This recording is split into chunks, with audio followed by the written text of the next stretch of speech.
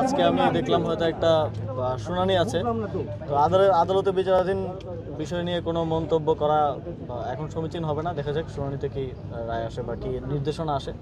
আর বিগত যে বিষয়টা নিয়ে আন্দোলন চলছে সেটার যে মামলা ছিল সেই মামলায় স্থানীয় সরকার বিভাগ পক্ষভুক্ত ছিল না, এবং রায়ও স্থানীয় সরকার বিভাগের প্রতি কোনো নির্দেশনা ছিল না, এটা আপনারা জানেন।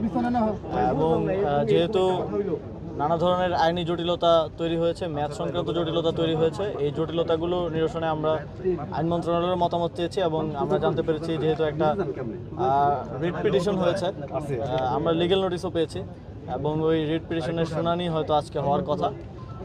তো এই একদিকে বিচারাধীন, আরেকদিকে যেসব আইনি জটিলতা অ্যারাইজ করেছে সেগুলোর সমাধান হলে আমরা কোনো একটা সিদ্ধান্ত দিয়ে যাব। স্যার, বিএনপি আন্দোলনে যাওয়ার ঘোষণা ইস্টাক ফাউন্ডেশন, সেক্ষেত্রে ওনারা আপনাকে মূলত এর প্রতিবন্ধকতা মনে করছেন, এ ব্যাপারে আপনার ব্যক্তিগত দেখেন, যখন সরকার কাজ করে, সরকার একটা বডি হিসেবে কাজ করে, কেউ ব্যক্তিগতভাবে এখানে কোনো সিদ্ধান্ত নেওয়ার বা করার সুযোগ নেই। বিশেষ করে এই ধরনের বড় ডিসিশন একা ব্যক্তি হিসেবে আমি নিচ্ছি, এটা ভাবার কোনো কারণ নেই। আর যেহেতু এখানে আইনি জটিলতা আছে এবং এখানে আদালতে বিচারাধীন বিষয় আছে, এখানে আমাকে ব্যক্তিগতভাবে আক্রমণ করে তো আসলে লাভ নেই।